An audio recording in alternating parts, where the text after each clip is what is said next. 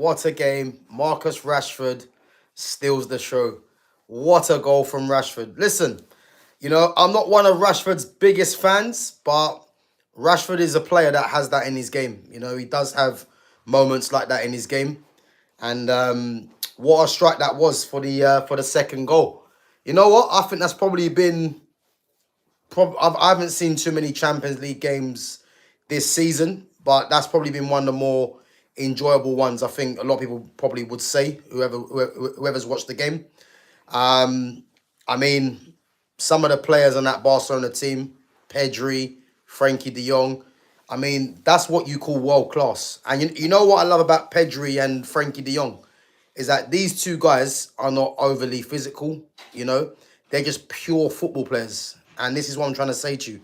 When you've got players like that in your team, you are going to win more games than not because you've got two players there that have really no physicality, but you can't get near them because the brain, the way they play, they just keep the ball ticking over at every opportunity and you cannot get near them. But listen, what a game. Marcus Rashford seals the victory for Barcelona. And you know what you have to say? I think Barcelona, for me, should have been in that final last season against PSG. I think they gave it away against Inter Milan last season with poor defending. And I think against Newcastle, I think we all knew Newcastle the way that they were going to start. I think we all knew that Newcastle were going to start, like a house on fire, really pressurizing the Barcelona defense. And they done that. I think the first 20 minutes, it was more of an even game. Big up to Barbara Joseph as well. I think it was more of an even game. And it was one of them things where Barca had to find their feet, And again, it was never going to be easy coming away from home against Newcastle. With that crowd behind them, they're always going to be a tough ask for any opposition team coming there.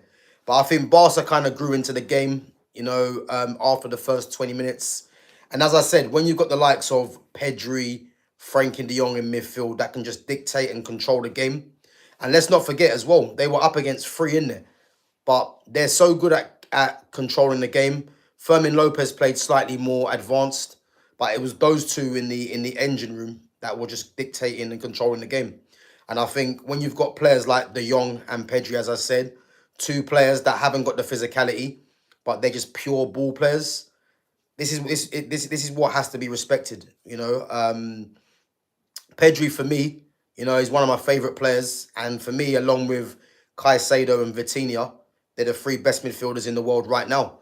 And I think the way Pedri plays, he's a reference point for any midfielder coming through in the game. I think Pedri's only 22 years of age, and again, Pedri's been on the scene, it seems like forever, and the guy's only 22 years of age. And the way that he just dictates the game, as I said, man, what a player he is, And as I said, that's what you call genuine world class. Pedri's a genuine world class player, with the ability he has. And you got Frankie De Jong next to him as well. And it's one of them things where you've got two players there that just keep the ball for fun, And they've got PSG next game. What a game that's going to be. You think of Pedri and De Jong up against Vitinha, João Neves, Ruiz, that's going to be a great game. And, yeah, as I said, man, I'm looking forward to that. But listen, Marcus Rashford rocket, man. What a strike. And as I said, Rashford has that in his game. He has moments like that in his game. I think as a whole, he didn't really play too well. I think up against Trippier, Trippier handed him well, to be honest with you. But I think the two moments of brilliance that he showed, I mean, this is what football's all about. And that second goal, what a strike, man. What a strike. And again, man, that's a strike that thoroughly deserves to win any game, Even his header was very good. His header was a top-class header. And again, he was the deciding factor, really, in the game. I know Newcastle come back into it, and Newcastle actually played well. Anthony Gordon got the goal in the end. But I think if it ended a draw, I think no one would have complained. I think it would have been a fair result, really. But I think in terms of Barcelona, their midfield was crucial to them dictating, that game. And the way they lined up, I think it was to be expected. And guys, let's not forget they're missing arguably their best player in Lamine Yamal. And they started off with Jules Koundé at right back, Gerard Martin, the youngster, at left back, and then Ronald Araujo and Pau Kabasi. Now, the thing for me, well, obviously, Juan Garcia was in goal. The thing for me, yeah, with Ronald Araujo, if Ronald Araujo can stay fit, you know, Ronald Araujo for me is Liverpool's answer to Van Dijk. I think Araujo can be as dominant as what Van Dijk is, providing he stays fit. Because I think Araujo's a defender for me that I've always liked. I've always thought he's going to be a top class defender. And as I said, all he's got to do is stay fit. And I think he can be up there amongst the best defenders in the world easily. I think right now he is, but I think a lot of people might look at the fact that he's injury prone. As I said, if he stays fit, Araujo, he's up there with the likes of Van Dijk for me in terms of his physicality. He's got good recovery pace. He's decent on the ball as well. He's an aerial threat. He offers a lot of the qualities that a Van Dijk offers. I think Van Dijk's obviously better with the ball, better at spraying the passes. But I think Araujo, he can be their answer to Van Dijk. Big up to Chris and Mark as well for coming through. So yeah, I thought their defense was very good. Jules Koundé, I think, is underrated. I think on the ball, Koundé does look awkward and he isn't the greatest on the ball. But in terms of his defending, he's a very, very good defender. And you don't see many players getting past Jules Koundé. And I think so many times, he bails Barcelona's defense out with his recovery pace and the fact that he's quite a tough defender as well. I think Gerard Martin up against Elanga was given problems. But again, Elanga with his pace would give anyone problems, really. Elanga's quite direct, and I don't think there's a defender in the game, probably bar Nuno Mendes, that can live with pace like that. Big up to Pexel Can says, Pedri's a magician. No doubt, man. As I said, Pedri's one of my favourite players. And for me, he's the best midfielder in the world with Caicedo and Vitinha right now. I think you've got someone in Pedri, yeah, that is when people say that tag of world class, Pedri is genuine world class. Him and De Jong are just two genuine world class midfielders, And as I mentioned earlier, these two players have no physicality, but you cannot get near them. And they're the kind of players that I like watching. Just like Sergio Busquets, Busquets had no physicality, but yet you couldn't get near him because the brain was just ticking. The brain's always thinking. Pedri's got a great first touch as well. And what I like about Pedri is his game understanding, because he knows when to release the ball, and when to hold on to the ball. And again, he's not someone that is overly strong, but he's just a pure footballer, He's the closest player, closest player I would say to an Iniesta. But I think he's probably a bit more defensive than Iniesta, But he's a top player, man. He's one of my favourite players. Him and Yamal, for me, are two of my favourite players right now. And they're two players of just genuine world-class ability, no doubt. And again, him and De Jong in that midfield, they controlled that game. They dictated the tempo. Again, the first 20 minutes was tough because Newcastle, as we know, under Eddie Howe, they genuinely do press the life out of you, really, and they were making it difficult for Barca in the first half. But again, Barca have a lot of composure in their team, in their players, and eventually they were always going to, get their game going for me, So, yeah, they're just two players, man, of just genuine world-class ability. And then in front of that, Fermin Lopez, again, he helps with the pressing. He helps with the, with the energy in that midfield as well. Not one of his greatest games, but again, he's a threat. He's a threat in both ends, really. He can score a goal as well as help out the midfield in terms of defensively as well. Rafinha and Rashford. As I said, Rashford wasn't great, But the two goals he got, you know, the header was great, and the second goal was a rocket, to be fair. So yeah, man, he definitely deserved to get the man of the match after those two goals. Me personally, I would have given man the match to Pedri, you know, because Pedri just oozes class, man. The guy's just he's just a different breed of midfielder, man. He's so good to watch. I would have given it to him, but again, when you're getting a goal like the one Rashford got, it was always going to go to him in the end. And as I said, I'm not a massive fan of Rashford, but listen, Rashford's always got that in his game. He's always got moments like that in his game. Big up to Pexelcan says Juan Garcia or Pedri. Yeah, listen, Juan Garcia is very good. Very, very good goalkeeper. And Ter Stegen for so many years was the number one.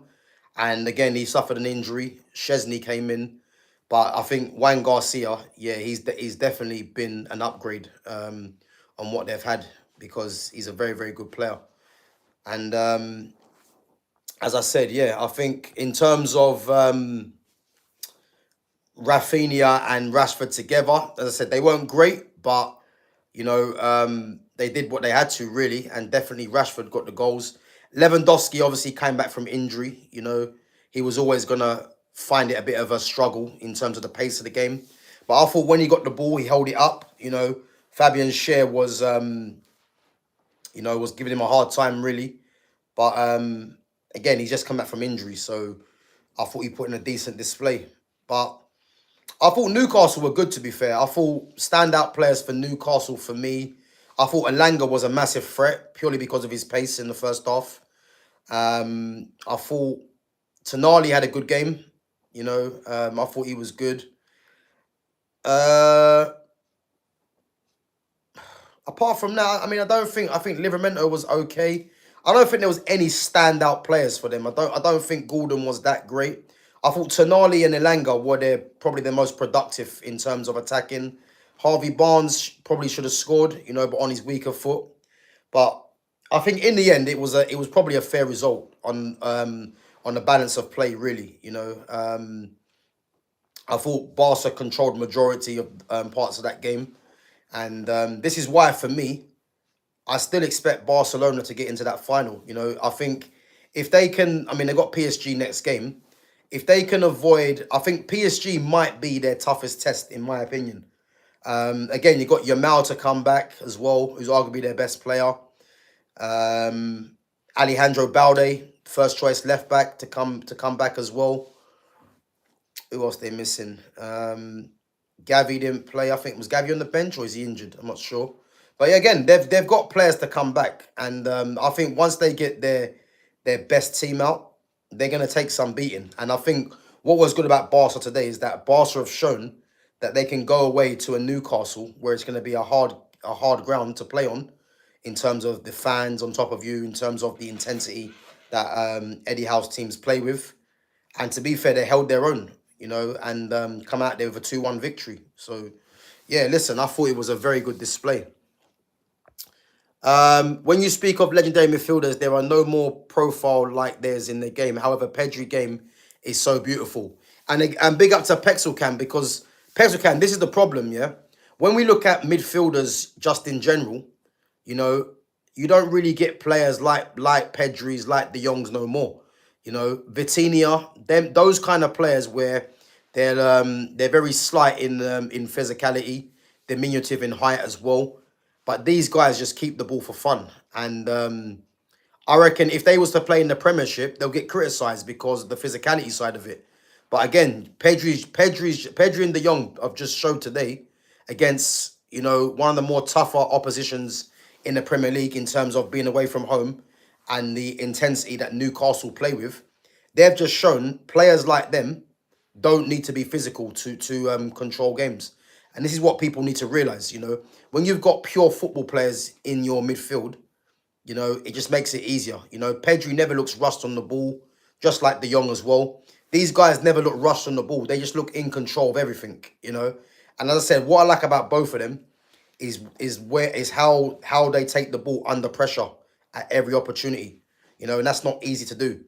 You know, they know when to take the touch, they know when to release the ball, they know when to hold on to it, you know. So again, two players of just genuine world-class ability, you know. And again, when I'm saying the three best midfielders in the world in Pedri, Caicedo, and Vitinha right now, I'm gonna say four. I'm gonna put De Jong in there as well, because I think we're doing a disservice to De Jong by not even mentioning him, because what Pedri does, De Jong's been doing that for years. I think it's only because of De Jong's injuries that he's been getting as to why he's probably a bit more overlooked. But yeah, De Jong and Pedri for me as a partnership, as a two, it'd be very hard to find a better two than them two than them guys in terms of keeping the ball, man, because they provided the platform for that Barca win today, you know.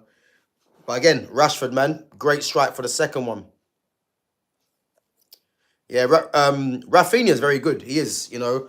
The Rafinha at Leeds, you know, he showed glimpses of quality, but he wasn't as clinical as what he's showing for Barcelona. And I think Rafinha going to Barcelona, I think he's gone to another level, you know, in terms of what he was doing at Leeds. The funny thing is, when Yamal's back, you know, because I prefer inverted. I prefer left footers on the right footers on the left.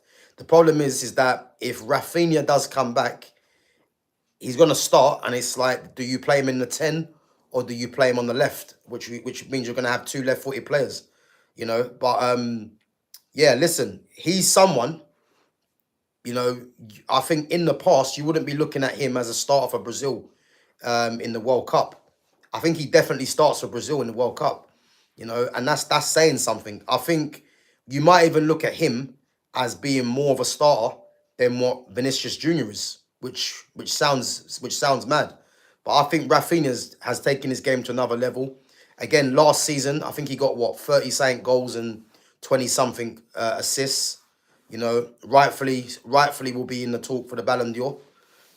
So as I said, yeah, I think he's definitely going to be a starter for Brazil in that World Cup for me. You know, I don't see who's going to really displace him right now. But yeah, he wasn't great tonight, but again, moments of brilliance from him.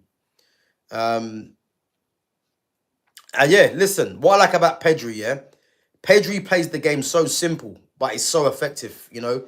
He just does everything at his own pace, and he just does everything simple, like, and that's what I like, you know. He doesn't overcomplicate the game, you know. And as I said earlier in the stream, he's a reference point for any midfielders coming in, you know, that you don't have to be physically imposing.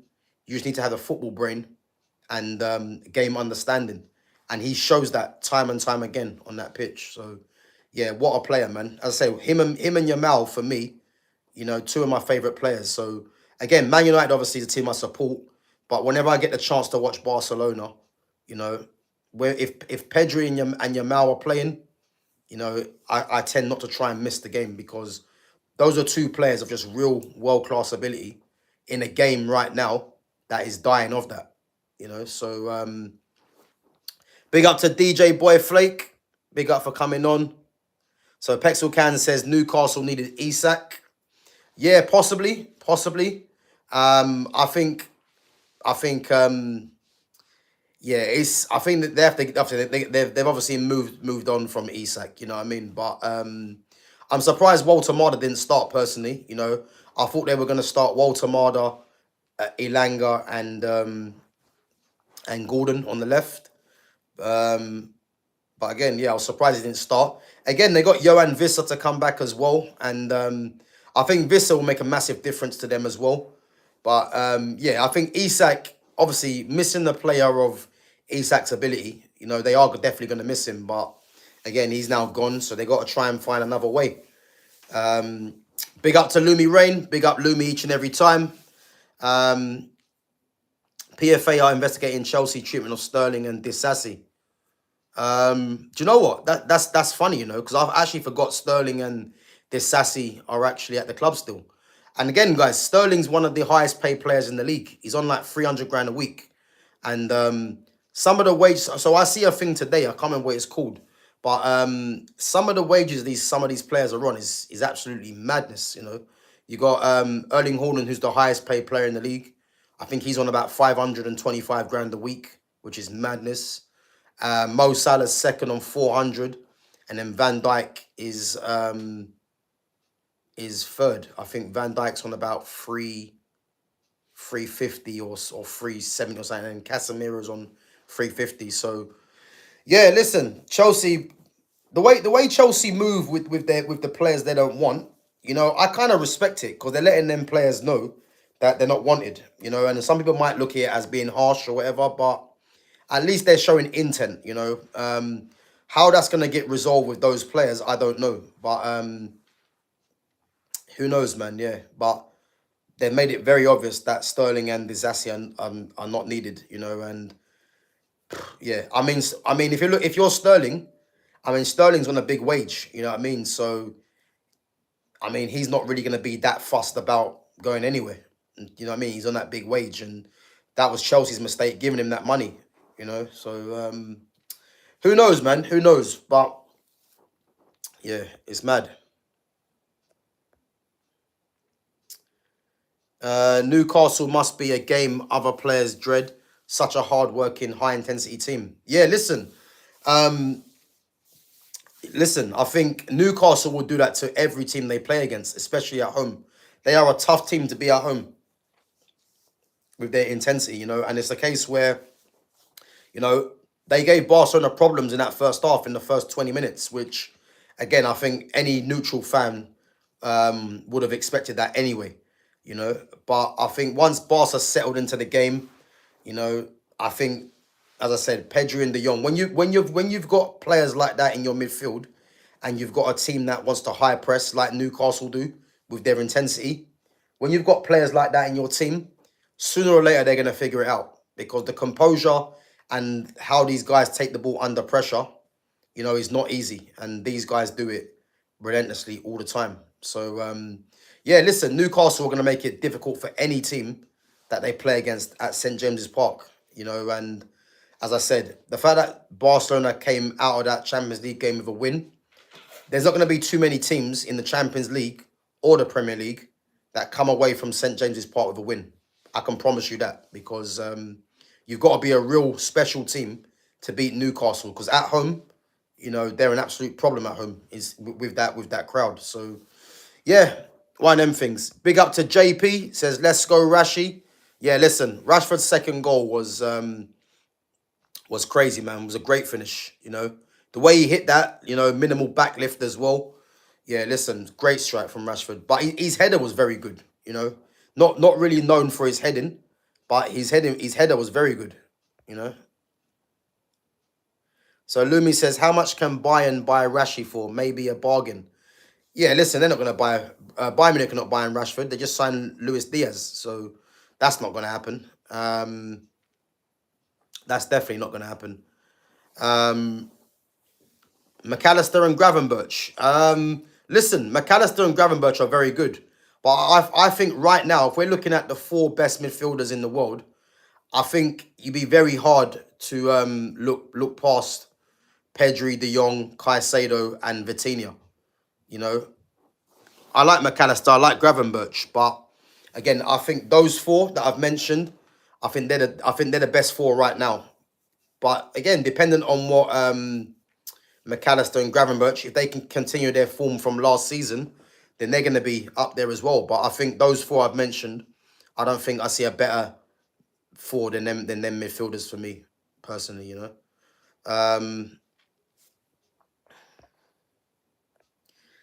KDB back at, yeah, listen, I think they got someone sent off. What's their names? Napoli got someone sent off, and KDB had to go off for a defensive change. But listen, Man City, guys, as I said, I know Napoli were down to 10 men, but I'm telling you now, Man City are gonna hit some form now. I reckon they're in their stride. I think the last two games, that's 0 goals conceded, and I think 5 goals scored.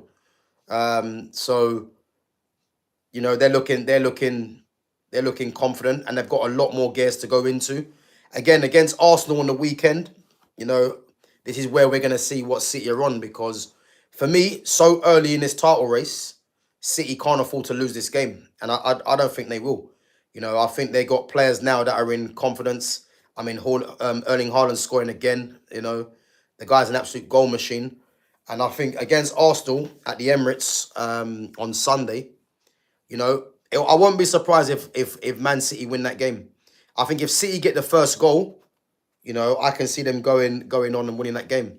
So that's gonna be a good game anyway. Big up to Agnes Fortinish as well. Big up to Crawley Eagle. Who was Newcastle's man of the match tonight? What's this Rashford's doing?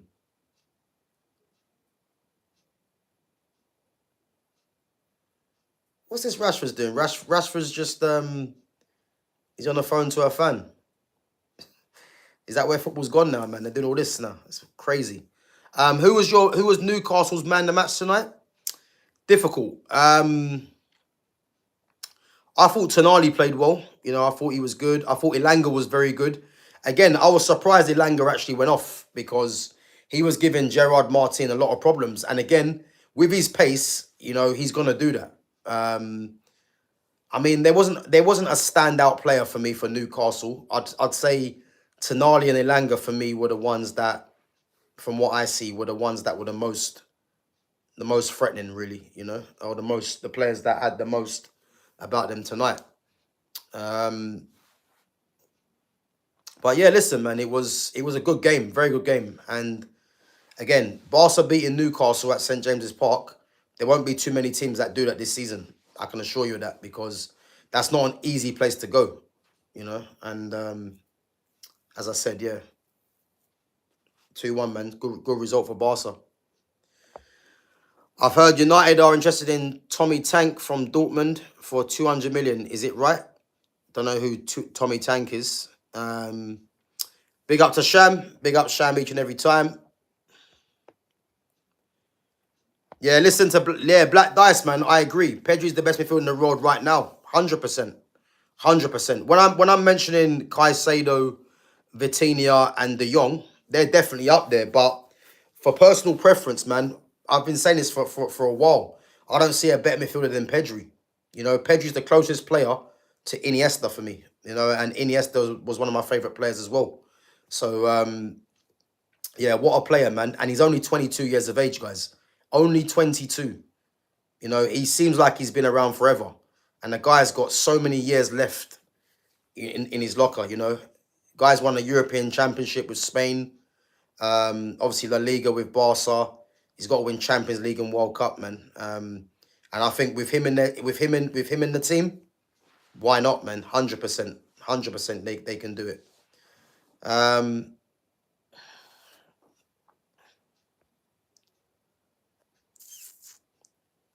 Gav, prediction for the Chelsea game. Yeah, listen, I've said it the other day.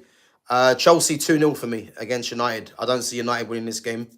And again, I'm going to be back tomorrow at 11:30 to do the match preview, how both teams will line up, I believe. And again, as the title says, you know, this is a defining game for Ruben Amorim. Because for me, if Amorim doesn't win this game, even if they don't lose the game, I think if Amorim doesn't win the game, he has to beat Brentford. I think Brentford becomes a must-win if he is still here. So this game against Chelsea is massive because on Saturday, because as I said, if he draws the game, he has to beat Brentford. If he loses the game, he has to beat Brentford. If he wins the game, although he should be beating Brentford, but it might give him a bit of a cushion. So yeah, it's going to be massive, man. But we're going to talk about that tomorrow anyway. But big up.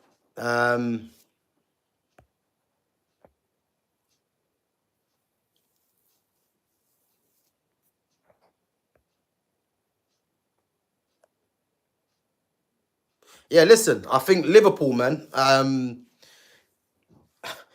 think it's more scary that Liverpool are not playing well, but they're winning games. You know what I mean? And that's the sign of champions. So I think we have to kind of look at Liverpool and think, you know, they are getting something right, man, because The fact they're not even playing that well and they're just getting wins.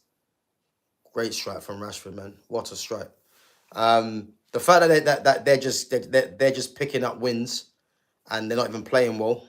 What happens when they do play well? And again, they've got the Merseyside derby on the weekend, so yeah, it's gonna be that's gonna be a test for them. You know, I think against Everton, they can't afford to not play well against Everton and win. I don't think that will happen. So yeah, we'll have to wait and see what happens there. But that guy says Vitinha. Yeah, listen, Vitinha's up there for me as well.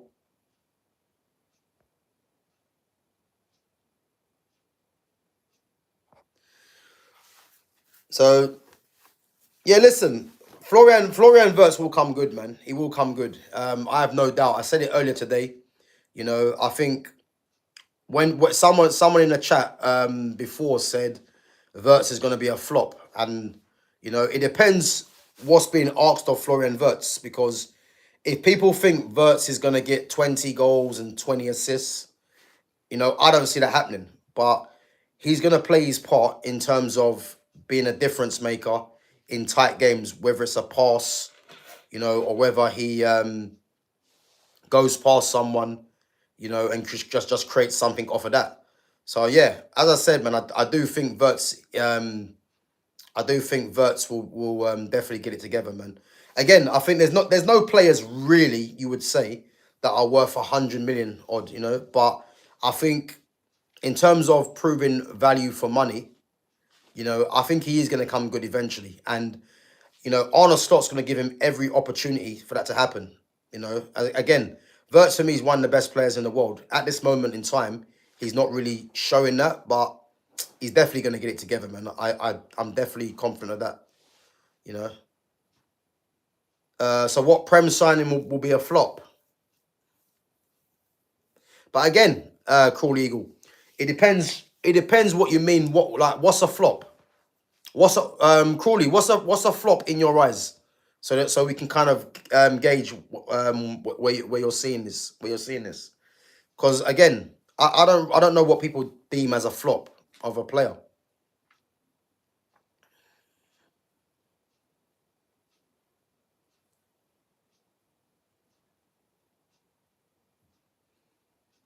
So yeah, what do you deem as someone flopping? Oh, okay. So someone who doesn't live up to their price tag.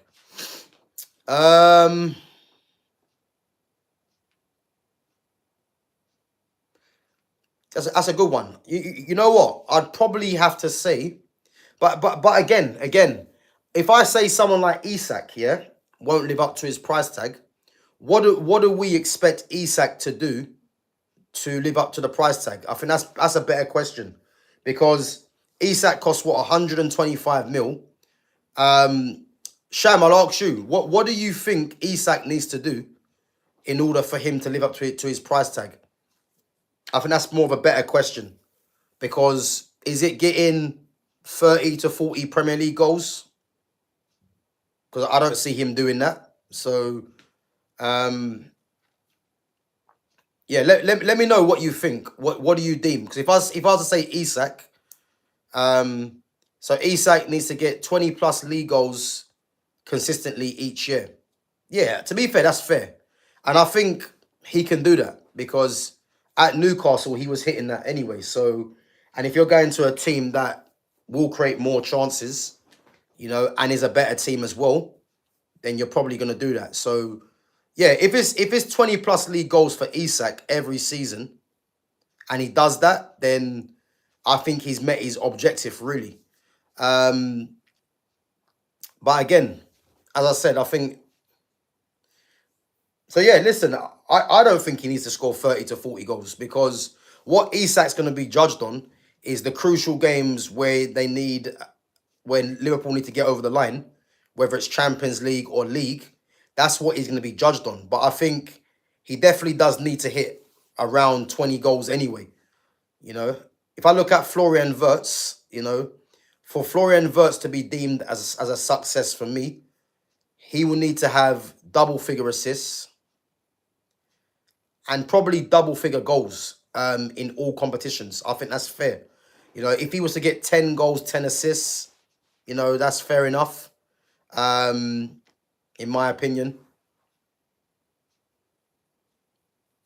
Yeah.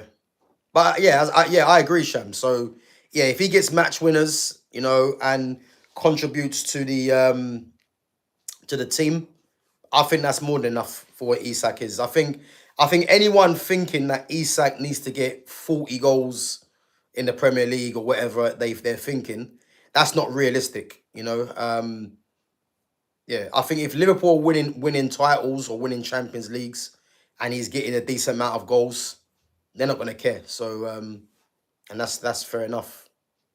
Yeah, listen, Cole Palmer's a top player, man. Cole Palmer's one of the best players in the league.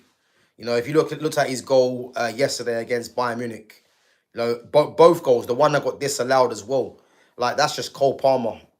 That's just Cole Palmer, man. He's just the guy just oozes class, and for me, he's one of the best players in the world. He is, you know, top player. Um, so if he scores the winner in the Champions League final, then he has repaid the big chunk.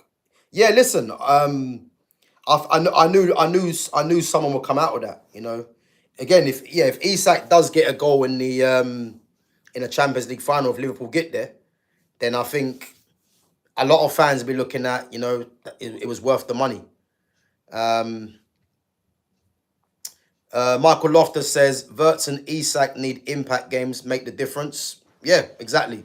I think Champions League and, you know, the league games against the Man Cities, the Arsenals, the Chelseas, um, the Man Uniteds as well. You would say, you know, games like that is where they're going to be looking at the likes of Isak to make a difference, and Verts definitely, you know. And as I said, both players for me, Verts needs to get double figures in goals and assists, and Isak 20 goals minimum and contributing to match winners. I think is where it's going to be good for them, you know. Did you want Rashford out, Gav? Listen, I think if we're looking at Marcus Rashford, yeah, I wanted Rashford should have left Man United about 3, 4 seasons ago. He should have. Where before they gave him the new contract, you know, it was more of a case of, you know, homegrown player, and they were just desperate to make it work with Rashford. But where I looked at Rashford was when they were trying to pit Rashford against Martial. Martial was clearly the better player, but Rashford was um, the homegrown player that was loved by, obviously, for what he done in terms of the free school meals, you know, and a lot of these things played its part in Rashford getting pushed ahead of Martial. But in actual fact, Rashford and Martial actually played best playing together because Martial was very unselfish, you know, and Rashford at the time was probably more selfish, you know. But in terms of what the fan base tried to do in terms of bringing through Garnacho, that's what I didn't agree with because Garnacho is not better than Rashford. He's nowhere near Rashford, Garnacho. But Garnacho was the youngster coming through the youth, coming through the academy, and the majority of the Man United fan base were desperate to see Garnacho ahead of Rashford, you know. But Rashford should have gone a couple of years ago, really, you know, because you know he had gone stale at Man United. He'd come through the youth, been there for a while, so he should have gone a couple of years ago. But one thing that didn't sit right with me was that there was no way I was gonna be happy if Rashford was moved on and then Garnacho and Hoyland was still there. The fact that all three of them are gone is good news because that's a front three that Eric Ten Hag had the cheek to play. Um, he had Ten Hag had the cheek to play that front three. That front three would never work for so many reasons. So yeah, yeah. Lingard's playing in, I believe, China or something like that. I think Lingard might be in China. You know, I think he's in China, if I remember. He should have signed for West Ham when he went on loan there. Definitely, You know, he was one of the best players in the best performing players in the league at West Ham. He should have gone West Ham. Rashford could be a legend at Barca if he consistently performs like tonight. Now, I think, listen, I think let's congratulate Rashford on the 2 goals, man, because they were two great goals. Great header, and the second goal was an absolute rocket.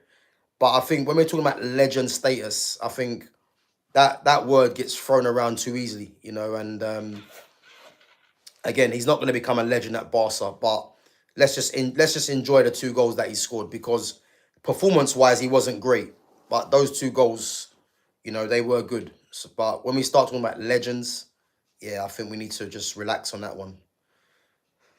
The best player that's come through the academy recently is Greenwood. Unfortunately, he is Greenwood for me is a generational player. He is. You know, I think Greenwood's next move from Marseille, like, don't be surprised if his next move from Marseille is a Real Madrid, you know, a PSG, someone like that, because Greenwood's that good. He is. It's just that obviously the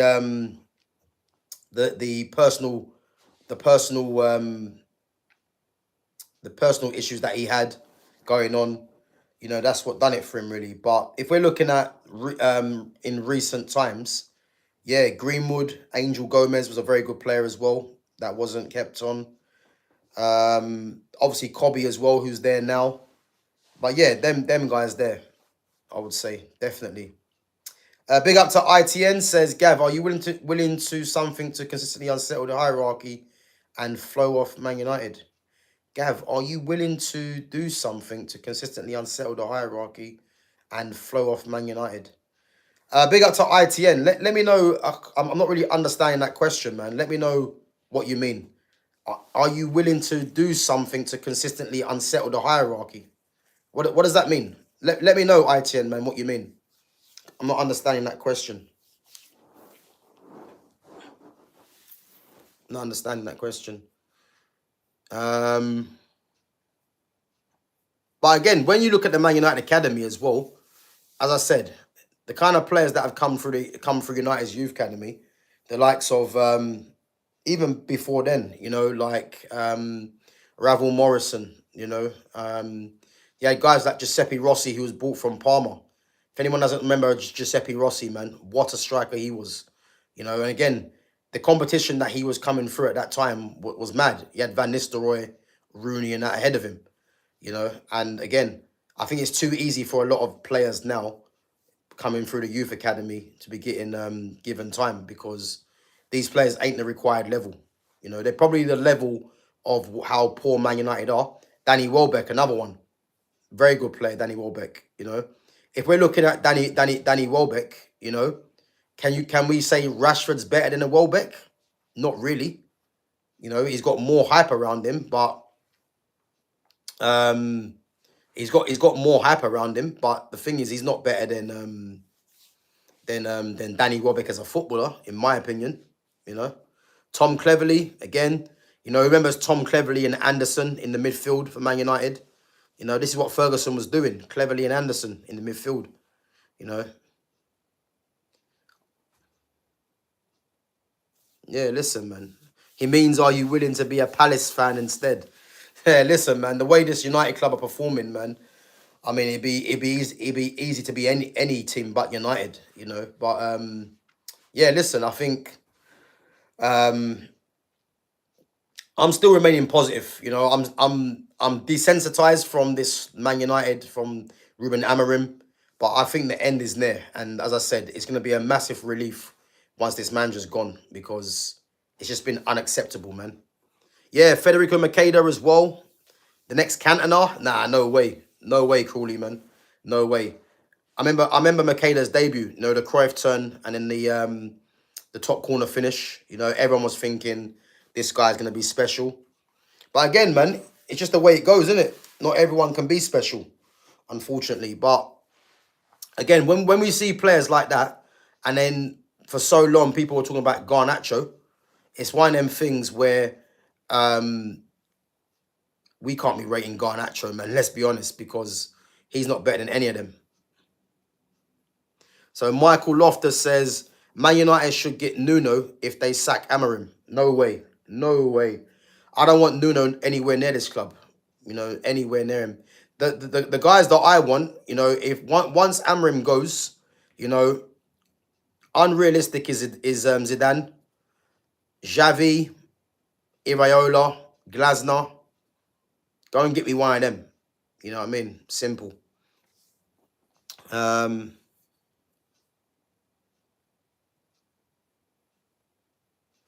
So, okay, sorry for the confusion. I'm saying, what are you willing to do? You stream, but in action, are you making any moves, resolutions to get others to get an evaluation? It's time for a walkout, etc. Oh, I get you now. So, but again, ITN, I don't go to the games. You know what I mean? I don't go to the games, and I'm not advocating for fans to walk out because again, everyone's down to everyone. Everyone can do anyone can do whatever they want to do. My thing is me trying to make change with the club or whatever. You know what I mean? It's one of them things where like people need to realize that the Glazers are not going anywhere. They're not. Fans have been trying to get the Glazers out for time, but it's quite clear. It's quite clear that the Glazers aren't going anywhere.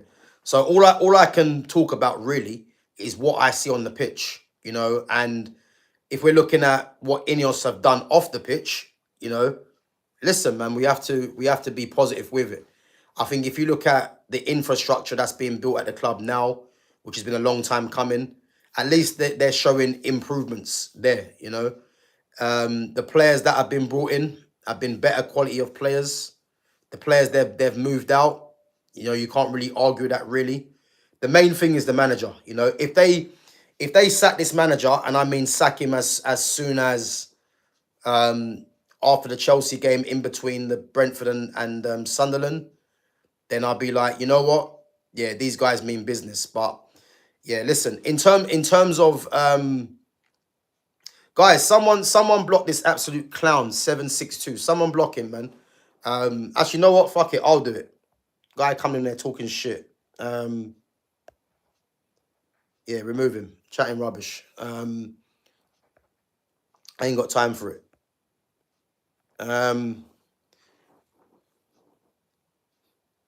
Big Sam, Nah, listen. Big Sam. Listen, Big Sam. Well, nah, no way, Big Sam. Big Sam. Is that how bad it's got? Again, Cooley, yeah. I don't really want I mean, I don't really want him. I mean, with Oliver Glasner, I mean, people are more skeptical about if is he gonna play a three at the back, is he gonna play a four? I think he's someone that adapts to his players, and to be fair, that's not bad going. So I believe if Glasner was to come, I don't think Glasner plays three at the back personally. I think Glasner will play a four, but I think I'm tired of this three because this three at the back is this three at the back is just making so many players not playing their right positions, which is why I just want to see a manager just come in and play the four. It's as simple as that, But who knows? Who knows?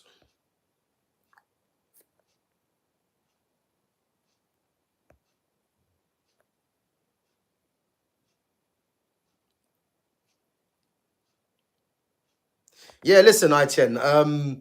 As I said, man, yeah, no, I appreciate it, but yeah, listen, my channel is just purely here to talk about football. I'm not here to influence any fan in terms of walking out at Old Trafford because a lot of these fans are just gonna do what they want to do, and they're arguably a bigger problem because if these fans wanted the Glazers out, if they wanted change, they would have done something long time ago. But unfortunately, you've got fans coming from all over the world, and these guys want to go and watch the games and watch players that they rate highly. So again, it's one of them things where people will do what they want to do.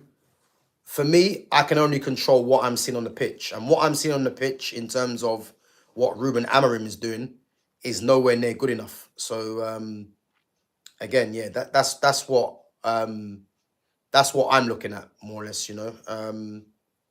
But yeah, there's obviously other content creators or channels out there that, you know, they probably tried to start things in terms of walkouts and stuff like that. But yeah, look, I'm not of that opinion. Like, I'm not going to waste my time. And again, I'm not in Manchester. I'm nowhere near there. So I'm not going to be doing walkouts and nothing like that, or organizing protests. That's not what it's about. I'm just here purely to talk about the game that I love, which is football, and what I'm seeing at my club first and foremost. And I think everyone can agree, you know, for too long this club has been in the pits, man. And you know, it would be nice to just come on stream and talk positively about my team, but I can't do that because this manager, every day he's here, he's just making it worse and worse. The guy's just sinking the ship, you know. And again, I'm not saying it's all Amarin's fault in terms of, you know, what he's come into, but as I said, there's no hiding the fact that what's been happening on this pitch is all of his own doing, all of it, and there's so many reasons for that. So yeah.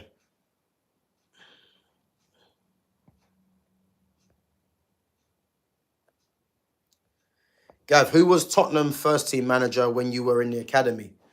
Good question, you know.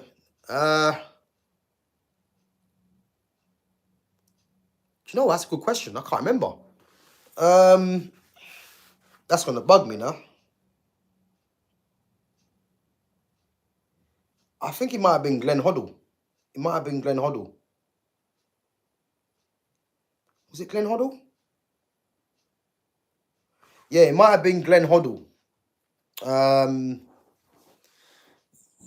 That's gonna bug me. Was it Glenn Hoddle?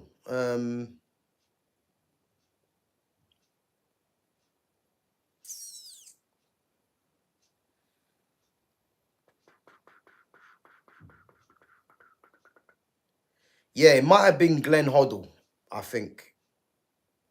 I'm not sure. Yeah, I'm not sure. It might have been Glenn Hoddle, but good question. I have to try. Harry Redknapp. Was it Harry? No, it wasn't Harry Redknapp. No, it definitely wasn't Harry Redknapp. It was so again, when I was in the academy at Tottenham, that's when they had Robbie Keane was in the first team. So you had Robbie Keane, Teddy Sheringham. They were all in the first team. Who else was there? Oh, it's bloody, my mind's gone blank now. Yeah, Robbie Keane, Teddy Sheringham. Yeah, I can't actually remember now. Bloody hell, that's my mind gone blank. Again, if you're a Tottenham fan, you might even know, but my mind's gone blank. I can't remember. But yeah, no, it definitely wasn't Harry Redknapp. Definitely wasn't Redknapp.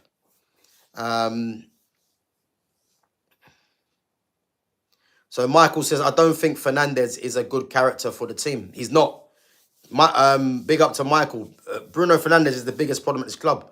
I've been saying this for years. He's the biggest problem at this club, and along with the manager, those two together, they're just destroying the club together. Those two, and I said this. I said once I see that Amarim was putting his faith into Bruno Fernandes and the way the team are performing, I instantly said, you know what? Those two are going to prove a massive problem for the club, as you can see.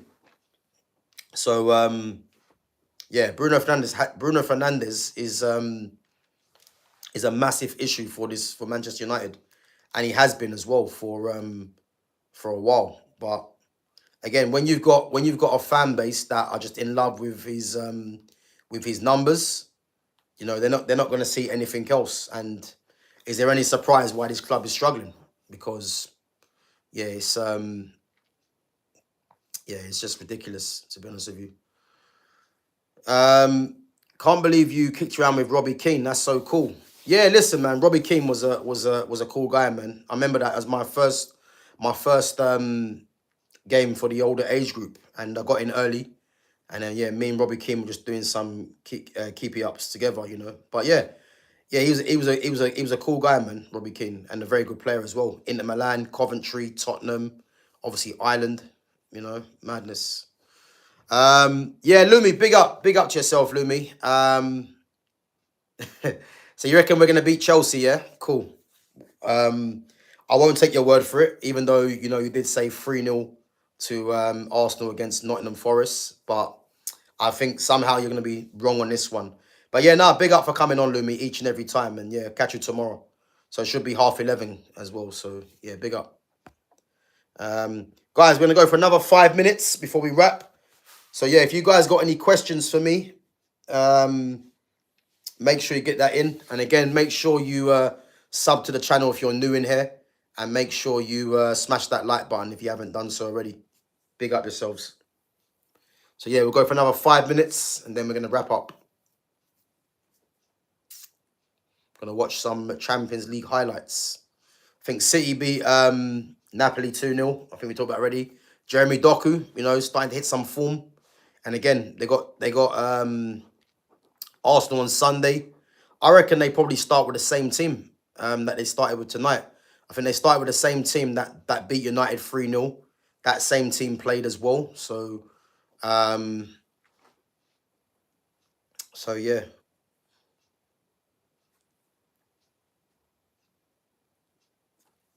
So yeah, I think City hitting some form, some decent form.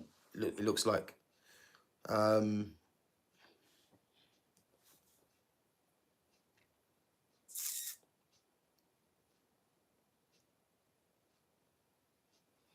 So yeah, guys, if you got any more questions before we wrap. But yeah, we'll be back tomorrow at 11:30. If anything changes, then just keep an eye on the schedule to see if I change the times. But at this moment in time, I should be back 11:30 tomorrow morning as it stands. But as I said, if it does change, then just keep an eye. So I think there were some high-scoring games tonight actually as well. I think Galatasaray, I believe they did they get beat 5-1, I think, by who did they play? Who they played? I think they got beat 5-1 then. Yeah, some high-scoring games. So yeah, I want to watch that in a bit, to be honest.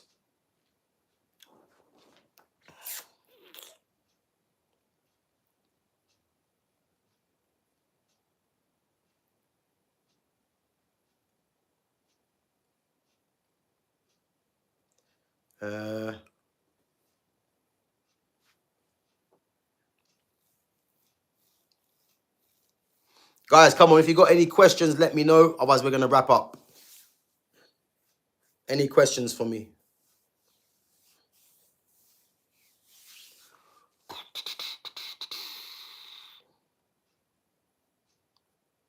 Yeah, I think Di Lorenzo got sent off. To be fair, it was a sending off because Haaland was going through and obviously got his foot clipped. So yeah, I think it definitely was a sending off. And again, De Bruyne obviously coming off, and yeah, obviously his reunion was short lived, you know.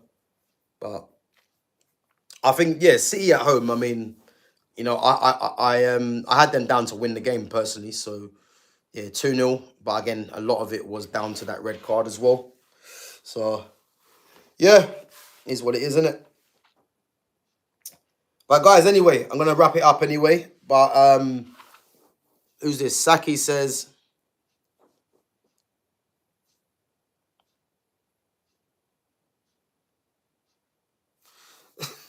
some mad question. My black friend was sad that he broke up with his girlfriend.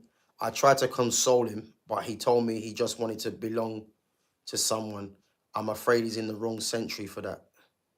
That's probably one of the most random comments I've ever seen. I don't even know what to say to that. I don't even know what to say to that. Chat, if you can help, then by all means, because I don't know what to say to that. That's one of the most random comments I've seen. That's just come out from nowhere.